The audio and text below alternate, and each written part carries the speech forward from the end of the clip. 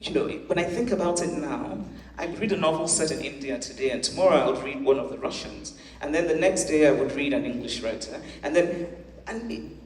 for me, I just never thought that somehow, because one story was about a certain kind of person, it wasn't worthwhile. For me, what matters was the story, right? Is it interesting? What's going to happen? What does it say? What is it teaching me?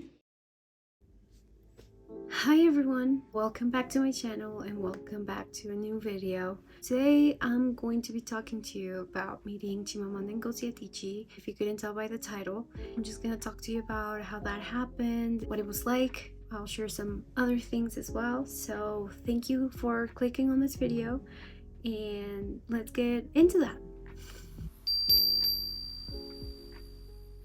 So actually I met her 2 days ago. Me and my best friend Laura, we went to the Bogota book fair to, watch her. She did an interview with a Colombian author and then she did a book signing event.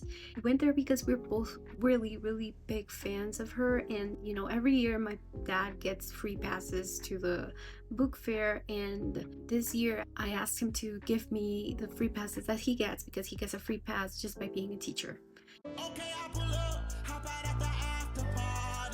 And so yeah, we went there, we met her. Experience in itself, the lead up to it wasn't that great because we got there at like noon and we had lunch. We ended up getting out of the food court at like 2:30. The talk was at 5:30, and the auditorium where the interview was going to happen was right around the corner from the food court. So we took some pictures and we walked over to the entrance, and a big line had already started at 2:30. Even before that, people were already lining up. So we figured out that we needed to get a ticket in order to get into the auditorium, and then we actually got to sit really close to the stage, so we got a very good view of the whole thing. We got to see her up close. Obviously we also stayed for the book signing event, which was insane. We just got to see her up close, we got to listen to her, and she was interviewed by this author and she just talked about so many different topics. That man would be man enough to have a conversation with us now, isn't it? It would really be nice.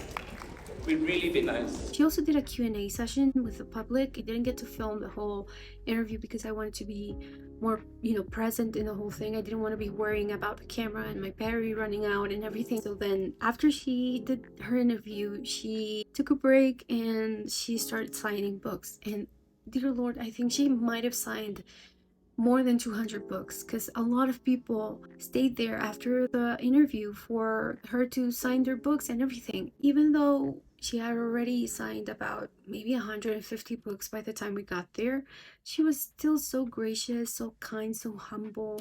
People working there were really hasty about you getting in, getting out, and that's it. But I got to tell her that I was really thankful that she came here, and she said, "Thank you for coming." and she looked at me in the eyes when she said that, and that was like looking into the eyes of God. It was the most absurd experience I've ever had. I was telling my friend I've never met anyone that famous before, or anyone that famous that I cared about before, because I've been following Chimamanda for a long time now. The first time I heard about her was from Beyonce's song Flawless. If you don't know that song, what's wrong with you? But yeah, I listened to that song. I figured that that speech was actually a speech, and I watched the speech.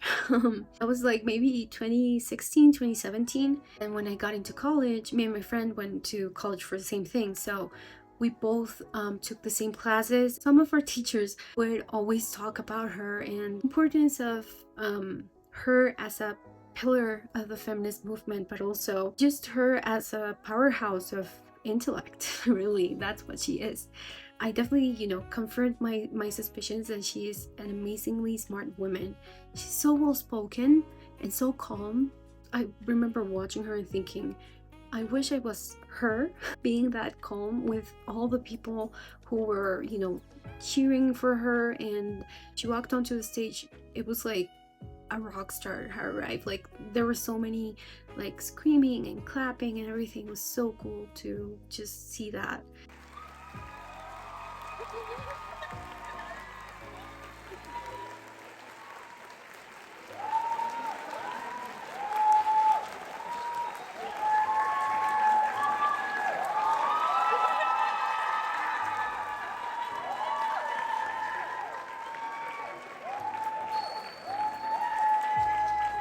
yeah, that was the experience. Again, she's so gracious, so kind, so humble. So yeah, in general, the experience was 100,000 out of 10. After the fact, like after we left the venue and everything, me and my friend were so like starstruck, like, so did that just happen? Was that real?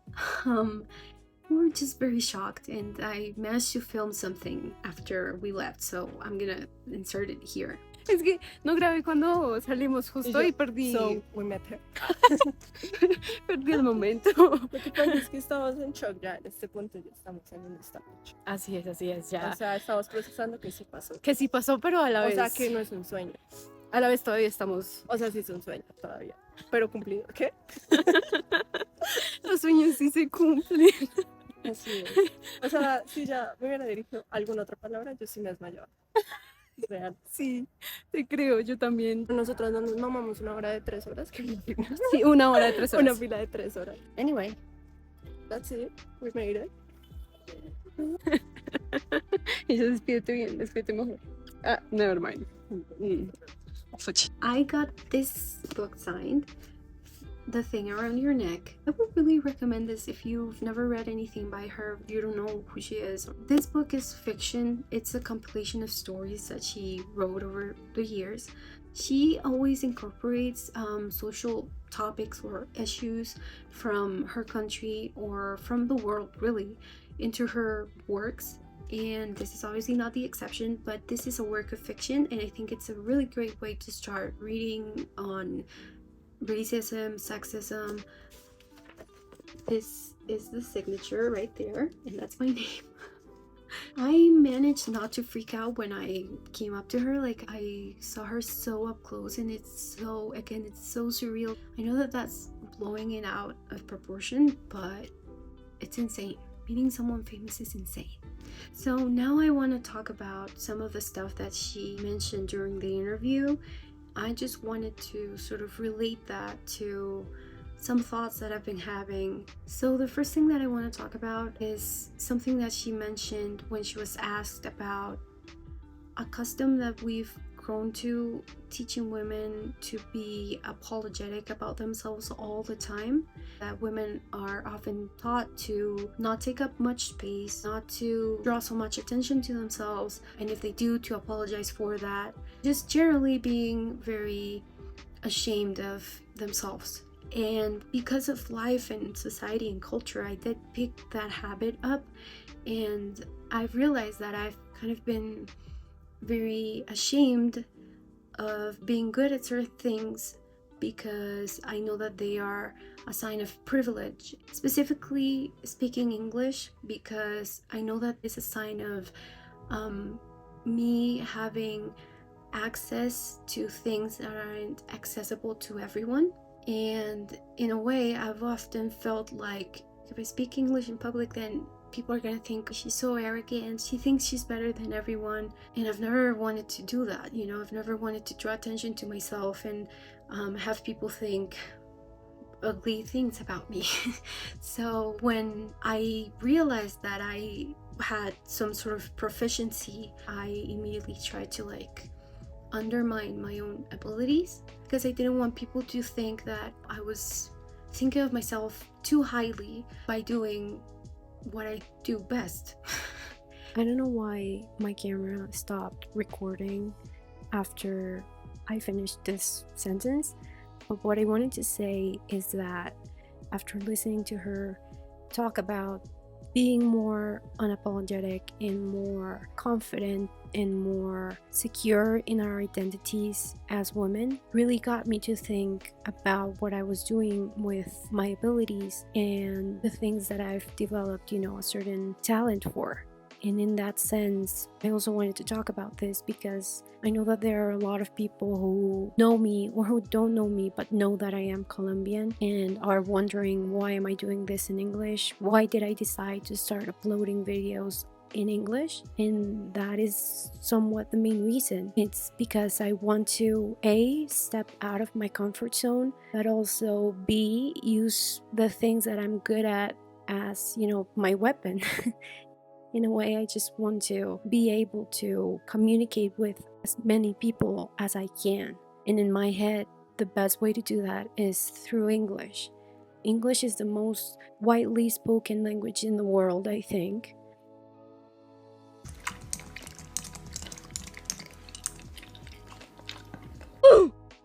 And I also feel like I am more expressive when I speak English.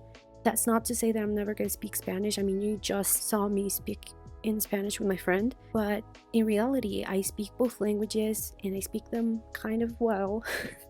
And they're part of my life, my identity, and they have been since I was a kid. So I just wanted to sort of be more clear about why I'm doing this in English. If you know me personally and you're like, is she insane? And I know that being aware of my privilege isn't enough. I believe that with, the things that I do as a citizen and as a member of the community that is my country, I am hoping that I am making the right decisions in order to have people get the access that they need to in order to learn a second language and, use whatever language they want to use to communicate other than Spanish. But at the same time, I don't want to keep feeling ashamed of something that I'm good at, because I feel like, and not to be this type of person, but I do wonder, if I was a man, would I feel the same kind of doubt or pressure about what I'm doing? Probably not. So that's what I'm trying to achieve, and I was really reassured by what she said, so I wanted to touch on that topic a little bit. I think of imposter syndrome as something we all have, which is that feeling of, should I really be here? Am I worth it? This is really me. And in some ways it can be healthy. And here's what I mean, especially as a creative person, self-doubt can be useful. If you don't have moments of self-doubt, I think it can make you become complacent. I think it can make you become arrogant. I think it can make you think that you've done it all, which means that you're unable to grow. So I think a little bit of self-doubt is useful. It's not fun. I think that sort of relates to the idea of, being afraid of failure. You need to have self-doubt in order to know what you're capable of and be honest about what you're capable of, but you cannot let that consume you to the point where you don't step out of your comfort zone. So that was really something that awoke me. I've always been very self-conscious and very, I guess, unconfident would be the word for it. It was kind of reassuring to know that, it's not all that bad. It's okay to be afraid and it's okay to doubt yourself. You need to get out more. Test the waters and see what happens, and if I fail, I fail, and if I don't, then good for me. Not really. I mean, I'm deeply, terribly afraid of failure. But the good thing is that can keep me from, doing really silly things that could affect me in a much bigger way. Something else that I wanted to talk about is supporting artists out of mainstream. This was definitely something that Chimamanda encouraged everyone to do. I think, she meant to support more minority artists, Black people, Indigenous people, and in some cases, women. But I wanted to sort of extend that a little bit and, just add a reflection to that. Artists who are out of the mainstream are out of the mainstream for a reason. Especially if they're just starting out. We cannot expect everyone to be perfect or good at what they do when they're starting out. So I really think that we should be more lenient whenever we're consuming content that isn't mainstream, and understand that, people have to learn about their mistakes and their shortcomings as well as their strengths in order to, become greater and achieve greater things, I suppose. I actually want to take the opportunity to talk about something now that I'm, talking about this. My friend Anna just published a book with a bunch of other authors, and if you could give that a read, or if you are interested, you can follow her. I'm gonna leave her permission down below probably. If you want to buy the book even, that would be amazing. If you could support what she does, I would be really thankful. So yeah, back to what we were talking about. So for this last little thought that I had, that I want to share with you guys, is that having this experience really showed me that I used to believe that there were certain places and certain experiences that I didn't belong in or that weren't meant for me. Maybe I still do, but I'm trying to deconstruct that belief. And I've been having a lot of those experiences now, but definitely this one showed me that I just hadn't taken the necessary measures or steps in order to have these experiences, to know that I actually belong in them. And by that I mean that knowing that there are so many people who share the same appreciation for her as I do, that was really, really cool. And I feel like, in the past I always thought like, yeah, this is not for me. I'm not meant to be in places like that. I don't have the money to go to places like that. And also, again, I just felt like that's something other people do. I'm not meant for that. And now that I'm going to a concert later in the year, I'm like, why did I put this up for so long? And I'm sorry to make this all about the comfort zone, but I really feel like it's about that. It's about stepping out, see how far you get. Being very careful, obviously. If you are someone who struggles with maybe social events or social interactions, I just want to encourage you to try it out. Take certain little steps to get to where you want to get, and I promise you that it'll be very much worth it, because that's what I did and I do not regret it. So yeah, that's all I have for you guys today. I just want to thank you for watching this video, for clicking on it and watching it to the end. I want to thank you, if you know me personally, for supporting me, even though it is really weird to watch me do what I'm doing.